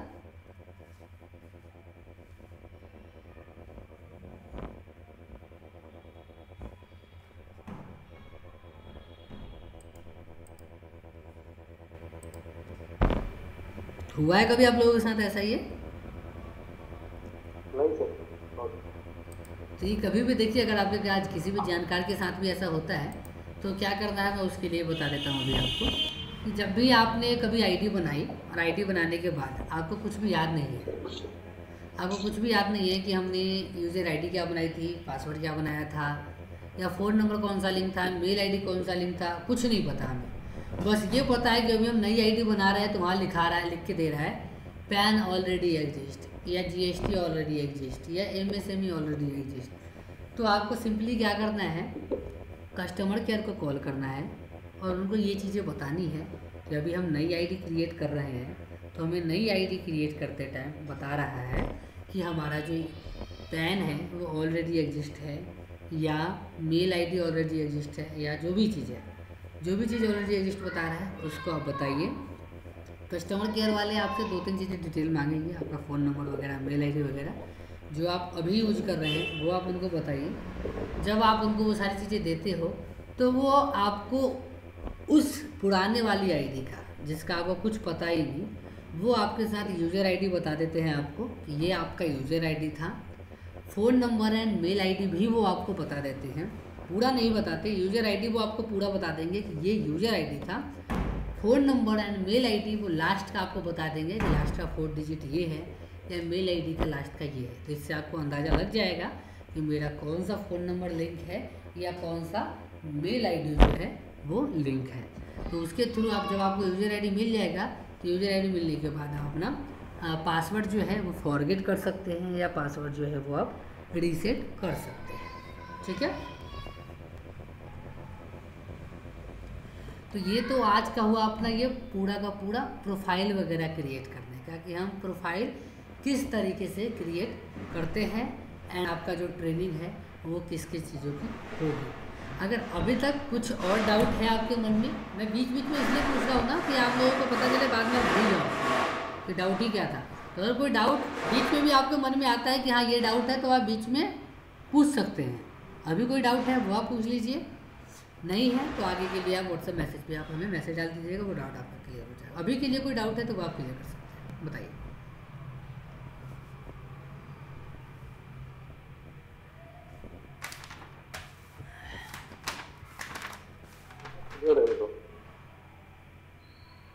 क्लियर है? ठीक है, हाँ जी। अब आगे देखते हैं हम ये पूरा प्रोफाइल जो जैम का डैशबोर्ड होता है वो किस तरीके का होता है, और ये हमें समझना कैसे, मतलब कि कहाँ क्या चीज़ें होती हैं वो चीज़ अभी हम देखते हैं। ये वैसे तो ज़्यादातर लोगों को पता ही होगा कि कैटलॉग कहाँ दिखता है, बिड कहाँ दिखता है, ऑर्डर कहाँ दिखता है, मार्केट प्लेस कहाँ दिखता है ना। हाँ। कुछ अलग चीज़ें हैं वो हम आपको बताते हैं। सबसे पहला जो आता है ये डैशबोर्ड है। डैशबोर्ड पे आपने जैम के थ्रू क्या काम किया है, कितना काम किया है, वो सारी चीज़ें आपको दिखाई दे जाएंगी। सबसे पहला जो डैशबोर्ड पे दिखता है आपको, ये जैम की तरफ से जो भी नोटिफिकेशंस वगैरह आते हैं वो नोटिफिकेशंस वगैरह जो है आपको यहाँ पे दिख जाएगा। लेटेस्ट अनाउंसमेंट जो भी जैम की तरफ से होती है वो आपको दिख जाएगा। तो यह आप टाइम टू टाइम, कभी कभार जब टाइम लगे आपको एक बार आप उसको पढ़ लीजिएगा, जैसे अभी बताया गया है जैम के पोर्टल के रिगार्डिंग कि अगर आपका कोई भी कैटलॉग गलत तरीके से ऐड किया हुआ है, गलत कैटेगरी में ऐड किया हुआ है, तो आपको डिसकंटिन्यू कर सकते हैं। ये लेटेस्ट अनाउंसमेंट है, तो वो आप डिसकंटिन्यू कर सकते हैं। पहले ये ऑप्शन हट गया था। दूसरी चीज़, अगर आप बिड जो है नहीं देख पाते, मेल बार बार ओपन करके आप कैसे देखोगे, तो जो आपके पास बिड्स वगैरह जो ओपन होते हैं, आपकी कैटेगरी में जो भी कैटलॉग आपने अपनी आईडी में क्रिएट किया हुआ है उसके रिगार्डिंग सारे बिड्स आपको यहाँ पे शो हो जाएंगे। जिस बिड्स पे आपको सीधा क्लिक करना है वो आपको सीधा बिड पे ही लेके चला जाएगा और आपको हाँ वो बिड दिखा देगा, ये जो बिड है वो आपकी कैटेगरी से लिया हुआ है। जैसे यहाँ बिड नंबर भी आ रहा है, ठीक है। तो ये आपका वही बिड दिखाएगा आपको जिसका भी कैटलॉग आपने ऐड किया हुआ है अपनी आईडी में। अगर आपने मान लीजिए कि स्टेशनरी आइटम का कैटलॉग ऐड किया हुआ है, तो आपके पास मेल पे जो नोटिफिकेशन जाएगा वो स्टेशनरी आइटम का ही जाएगा, फर्नीचर का नहीं जाएगा। अगर आपने फर्नीचर ऐड किया हुआ है तो फर्नीचर का ही जाएगा। फर्नीचर में भी सिर्फ उसी फर्नीचर का, चेयर ऐड किया है आपने तो चेयर, टेबल ऐड किया है आपने तो टेबल, सिर्फ उसी प्रोडक्ट का आपके पास बिड की नोटिफिकेशन जाएगी। तो आप जिस भी कैटेगरी में काम करते हो और अगर आप बिड डालना चाहते हो तो हर एक कैटेगरी का एक एक प्रोडक्ट कम से कम आप अपनी आईडी में ऐड करके रख लेना, जिससे आपको उस कैटलॉग की रिगार्डिंग जो भी बिड निकलेंगी उसका नोटिफिकेशन आपको मिलता रहेगा time to time daily base पे, ठीक है। अगला आता है समरी। समरी में आपको यहाँ दिखाएगा कि आपकी सेलर रेटिंग वगैरह कितनी है, आपकी रेटिंग कितनी थी, बायर्स ने कितनी रेटिंग दी आपको। जितना बेहतर रेटिंग रहता है उतना सही रहता है आप लोगों के लिए। आगे लोन वोन भी वगैरह अप्लाई करते हो आप जैम पोर्टल के थ्रू, तो उसमें आपका रेटिंग वगैरह मांगा जाता है। टोटल आपके पास ऑर्डर कितने आए हैं वो आपको यहाँ दिखाएगा। टोटल कैटलॉग आपने कितने पब्लिश किए हैं, पब्लिश कितना है, पेंडिंग कितना, ये सारा दिखाएगा आपको। पेमेंट आपने टोटल कितनी करी है वो आपको दिखाएगा। टोटल बिड्स आपने कितने डाले हैं वो आपको दिखाएगा। इंसिडेंट आपके ऊपर कितना आया है वो आपको दिखाएगा, ठीक है। तो हमारा जो है, हम तो कंसल्टेंसी प्रोवाइड कराते हैं, तो हमारा काम जैम पोर्टल पे उतना नहीं होता, न के बराबर काम है हमारा जैम पोर्टल पे, क्योंकि हम ओनली कंसल्टेंसी ही देते हैं। कभी कभार ऐसे होता है तो हम सप्लाई वगैरह का काम देख लेते हैं, कभी कभार न के बराबर 5 से 10% है, ठीक है। यहाँ आपको जो है टोटल ऑर्डर वैल्यू दिख जाएगा कि आपका जैम के थ्रू टोटल ऑर्डर आपको कितना मिला है, नंबर ऑफ पीसेज कितने ऑर्डर मिले हैं, और ये नंबर ऑफ ऑर्डर कितने मिले हैं आपको, कितने ऑर्डर वैल्यू का आपने काम किया हुआ है, कितने ऑर्डर्स जो है आपकी पेमेंट आ गई है, कितनी ऑर्डर कैंसिल हुई है, कितना कंप्लीट कर दिया आपने, प्रोग्रेस में कितना है, एक्सेप्टेंस के लिए पेंडिंग कौन है, एक्सेप्ट आपने कितना कर रखा है। ये मंथली चार्ट आपको दिख जाएगा कि आपको हर महीने आपको जैम पे कितना काम मिला है, ठीक है। अगला आता है बिड एंड आरए। बिड आप मतलब कितने बिड में आपने पार्टिसिपेट किया है, कितना बिड आप जीते हो, कितना बिड आप आ रहे हो। तो ये हम तो बिड में पार्टिसिपेट क्या है कि हम जैसे अब आप हमसे जुड़े हुए हो, अगर आपकी किसी बायर से बातचीत है तो हम सपोर्टिंग बिड डाल देते हैं कि चलो ठीक है आपकी तरफ से हमें सपोर्टिंग 3 बिड चाहिए होते हैं कम से कम एक टेंडर में, तभी जाके जो बायर है वो बिड ओपन कर पाता है, ठीक है। तो यहाँ जो है हम सपोर्टिंग बिड डाल देते हैं। आपको भी कभी डलवाना हो वो फ्री ऑफ कॉस्ट हम डाल देंगे सपोर्टिंग बिड। अगर आपकी किसी बायर से बातचीत हो आप 7042 वाले नंबर पर कॉन्टैक्ट कर लेना, वो आपको फ्री जो सपोर्टिंग बिड है वो बिड डलवा देंगे, ठीक है। यहाँ आपने कितनी बिड में पार्टिसिपेट किया, कितना आपने विन है आपका, कितना आप हारे हो, कितने बिड का आपने टेंडर डाला है, वो सारा कुछ आपको वैल्यू वगैरह यहाँ पे आपको दिखा देगा। कैटेगरी इनसाइट, जो भी आपकी कैटेगरीज वगैरह है वो सारा आपको दिखाएगा कि आप किस किस कैटेगरी में कितने कितने वैल्यू का आपने काम किया हुआ है, ठीक है। किसके साथ आपने कितना काम किया हुआ है वो दिखाएगा आपको। कंसाइनी लोकेशन के हिसाब से सेंट्रल गवर्नमेंट के साथ आपने कितना काम किया है, स्टेट गवर्नमेंट के साथ आपने कितना काम किया है, ये सारा कुछ अगर आपको डाटा पूरा मैनेज करना है तो प्रोडक्ट एंड सर्विसेज आपके यहाँ प्रोडक्ट कितनी है ये सारा कुछ आपको दिखाएगा। प्रोडक्ट आपका कितना पब्लिश है, कितना रिजेक्ट हो गया, कितना डिसकंटिन्यू हो गया। इंसिडेंट थोड़ा सा ये मेन है, ये इंसिडेंट पे थोड़ा ध्यान से सुनिएगा कि कोई भी इंसिडेंट अगर आपकी तरफ आता है, आपकी आईडी में आता है, तो आप इंसिडेंट के लिए कैसे जवाब दे सकते हैं, रिप्लाई दे सकते हैं। तो सबसे पहले आप लोगों को पता है कि ये इंसिडेंट आता ही क्यों है, ये मैं आप लोगों से जानना चाहूँगा। इंसिडेंट आता ही क्यों है, ये पता है आप लोगों को? सर सर मैंने एक प्रोडक्ट वन अनडिलीवर सर किया था, उसके लिए सर मेरा एक इंसिडेंट ऑलरेडी सर जनरेट हो रखा है। तो अभी तक क्लोज हुआ वो नहीं हुआ? नो सर क्लोज नहीं हुआ है, मुझे नहीं पता था कैसे उसका करना है सर, इसलिए नहीं कर पाया। अच्छा, नहीं वो इंसिडेंट जो है ना वो क्लोज कर लीजिएगा। वो इंसिडेंट जो क्लोज होता है वो म्यूचुअल कंसेंट से ही होता है, बायर एंड सेलर आपसी सहमति से ही वो होता है इंसिडेंट क्लोज। कोई अगर आपसे कहता है कि मैं आपका इंसिडेंट क्लोज कराने के लिए इतने पैसे चार्ज करूँगा, इंसिडेंट क्लोज करा दूँगा, तो वो फ्रॉड है। वो इंसिडेंट वैसे क्लोज नहीं होता। इंसिडेंट जो क्लोज होता है वो बायर की आईडी से ही होता है, वो थर्ड पार्टी के थ्रू क्लोज नहीं होता, ये ध्यान रखिएगा। और जब भी आपकी आईडी पे इंसिडेंट आता है और उस इंसिडेंट को अगर आप क्लोज नहीं कराते हो, ज़्यादा टाइम तक वो इंसिडेंट ओपन रह जाता है, तो आपकी आईडी को सस्पेंड भी कर दिया जा सकता है। आप उस आईडी पे ज़्यादा टाइम तक काम नहीं कर सकते हो।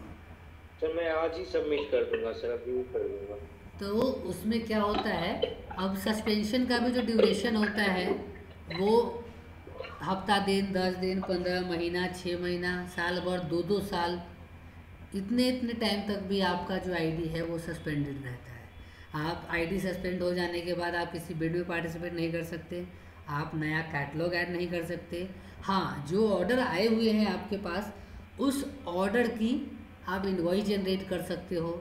जो बिड आप वॉन किए हो, जीत गए हो, उस बिड का आपके पास ऑर्डर आ सकता है, आप उस बिड का बिल जनरेट कर सकते हो उस कॉन्ट्रैक्ट का। सर न्यू ऑर्डर मुझे नहीं मिल सकती है मेरे आईडी पे? नहीं मिल सकता है, नया कैटलॉग ही आप ऐड नहीं कर पाओगे तो न्यू ऑर्डर कहाँ से मिलेगा। जो पुराना कैटलॉग आपने ऐड किया हुआ है उसके थ्रू आप ऑर्डर लेना चाहोगे तो वो 10% चांस होता है कि आपको उसी सेम कैटलॉग के थ्रू ऑर्डर मिल जाए, क्योंकि वो कैटलॉग जो होता है आप लोगों ने देखा होगा, जैसा अभी अशोक जी बता रहे थे कि उनका रेट ही कम हो जाता है। अभी आपने कैटलॉग डाला, जब आप बाहर से काट कराने जाओगे तो पता चला हमने तो 500 रेट डाला था, किसी दूसरे सेलर ने 400 कर दिया rate. Sir incident sir close कैसे करवाना होगा सर? वो बताते हैं हम आपको कैसे कराना होगा। ठीक है, इंसिडेंट के रिगार्डिंग कोई डाउट?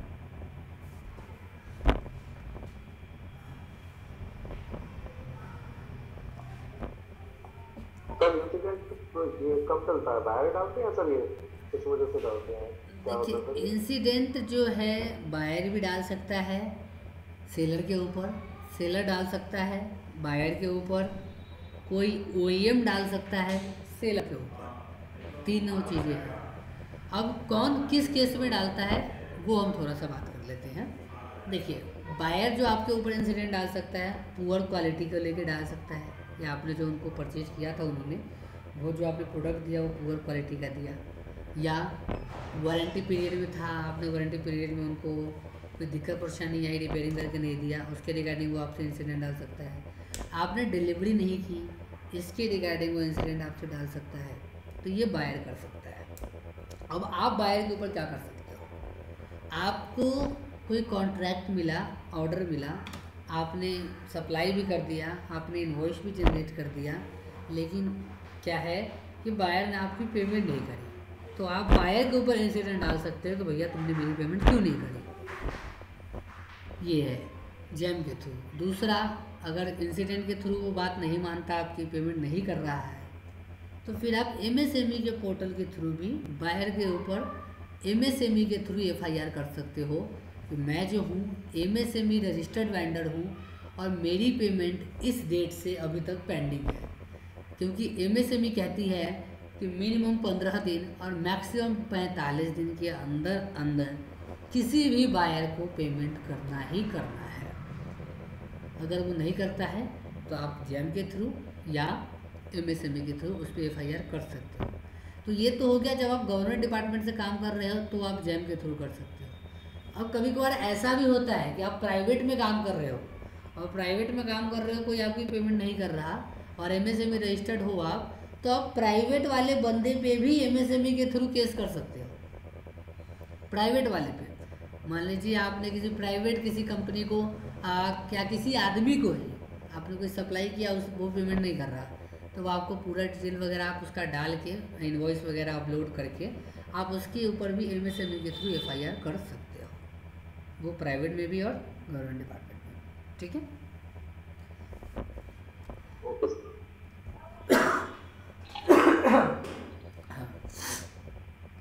अब इंसिडेंट दूसरा OEM बायर कैसे डाल सकता है हमने देख लिया, सेलर क्या डाल सकता है वो हमने देख लिया।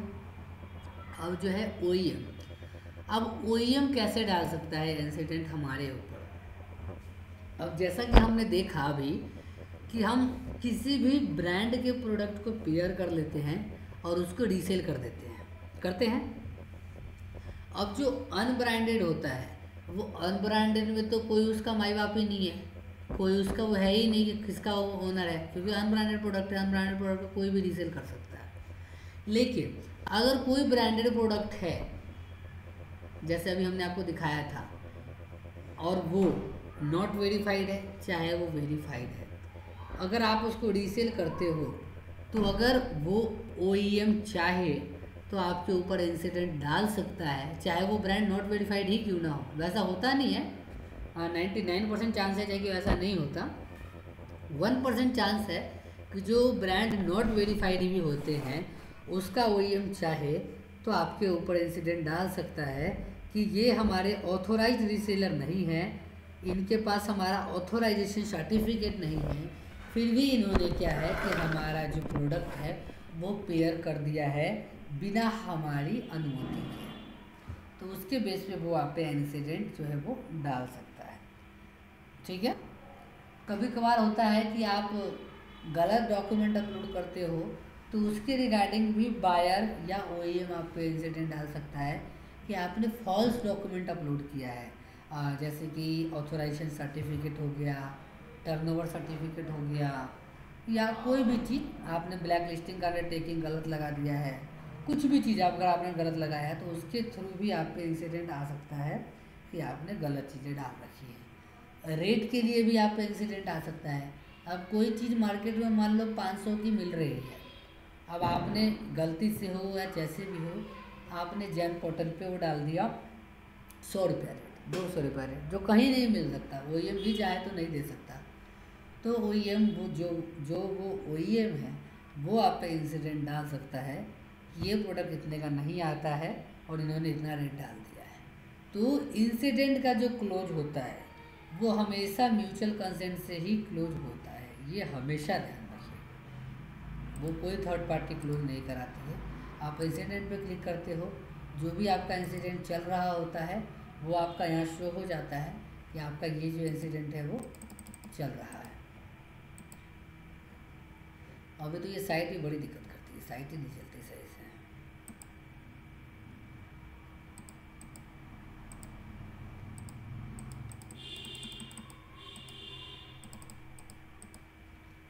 अभी नहीं दिखा रहा।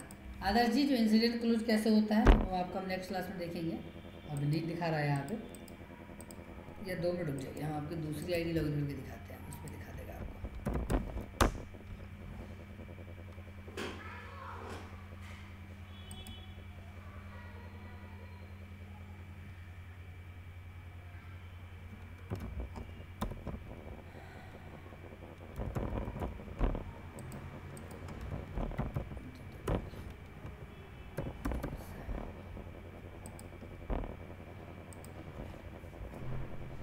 साइट ही नहीं चल रही है पूरे दिन।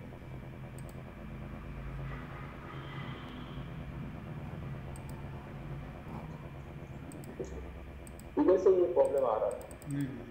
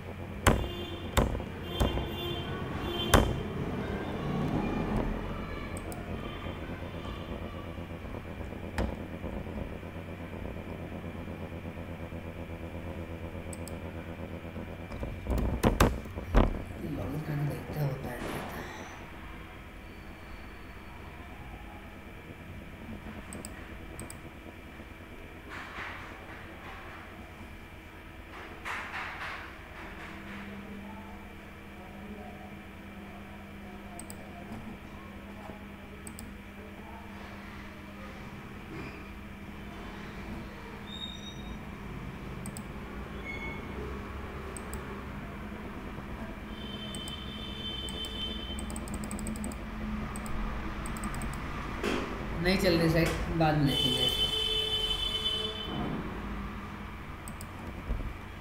इंसिडेंट हो गया जेम एस्थेटिक्स, इसमें हमारे काम का उतना कुछ नहीं होता है। इसमें जैम के जितने भी एस्थेटिक्स वगैरह होते हैं, एस्थेटिक्स मतलब जो नए नए वो निकलते हैं, रूल्स एंड रेगुलेशन वो दिखाया जाएगा आपको रिपोर्ट्स में। आपको यहाँ आपको अपना रिपोर्ट दिखाया जाएगा।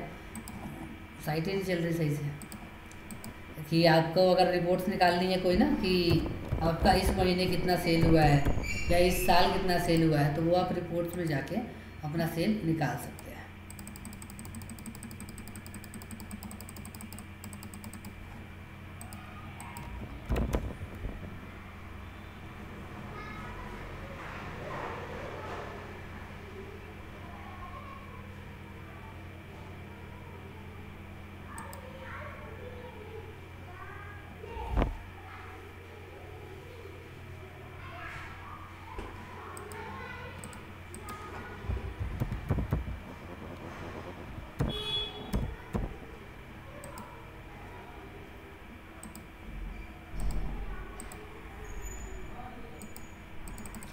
नहीं चल रही साइट नहीं चल रही।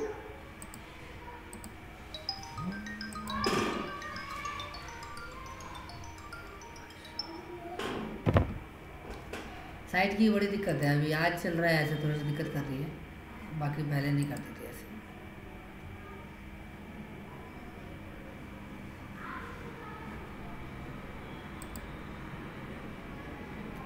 ठीक है, आज के लिए बस इतना ही करते हैं। बाकी अगर अभी कोई डाउट है आपका तो पूछ लीजिए। कुछ आगे के लिए कुछ समझना हो, कुछ भी पूछना हो, अभी 10 मिनट के लिए आप पूछ सकते हैं कुछ भी। सर मुझे मेरा इंसिडेंट सर वो कैसे ख़त्म होगा सर, उसके रिगार्डिंग में पूछना था। इंसिडेंट के रिगार्डिंग जैसा मैंने बताया आपको ना, एक बार आप उसका जो है ना कल एक बार लंच में आप बात करना पड़ेगा सर बायर से। हाँ, वो आपको बायर से बात करना पड़ेगा। पहले तो आपको यहाँ पे रिप्लाई वगैरह देना होता है, और रिप्लाई देने के बाद आगे हम बाहर से बात करेंगे। तो उसके लिए ना आप कल एक बार एनएस नंबर दे दीजिएगा अपना लॉगिन करके, फिर हम उसको सॉल्व करके कोशिश करेंगे। ठीक है, ठीक है सर। बाकी और कुछ अर्जुन जी, अशोक जी? ठीक है।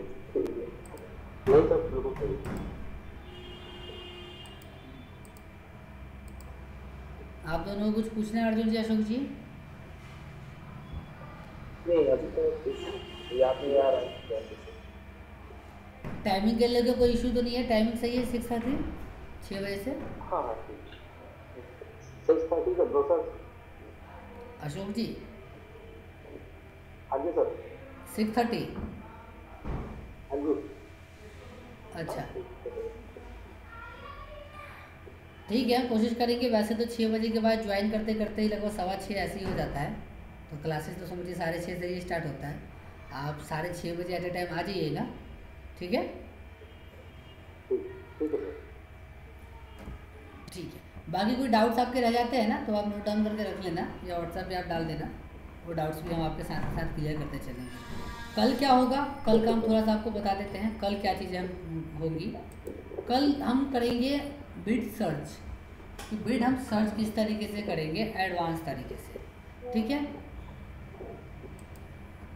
दूसरा जो है डायरेक्ट ऑर्डर लेस देन 25,000, ये किस तरीके से हम बनाएंगे। ये 2 टॉपिक पे हम कल हम बात करेंगे, bid search advance and direct order less than 25,000। मतलब कि जो 25,000 से नीचे नीचे के जो ऑर्डर्स होते हैं वो हम कैसे लेंगे, लिंक हम कैसे क्रिएट करेंगे, और बायर को लिंक कैसे शेयर करेंगे। इन दोनों टॉपिक पे कल बातें होंगी। ठीक है, अगर आप लोगों को देखो कोई चीज़ अगर हमें आपको लगता है कोई चीज़ जल्दी जल्दी हो रहा है, हमें समझ में नहीं आ रहा है, इस चीज़ को रिपीट करने की ज़रूरत है, तो आप बता सकते हैं। आपकी ट्रेनिंग जो है मिनिमम हफ्ता दिन से लेके 10 दिन तक चलेगी। तो आपको कोई भी डाउट हो, रिपीट करना हो, हम रिपीट भी कर देंगे। बस एक बार आप बता देना कि हाँ इस टॉपिक को रिपीट कर दीजिए। ठीक है, ठीक है, मिलते हैं नेक्स्ट वीडियो में। आज के लिए बस इतना है। ठीक है, गुड नाइट।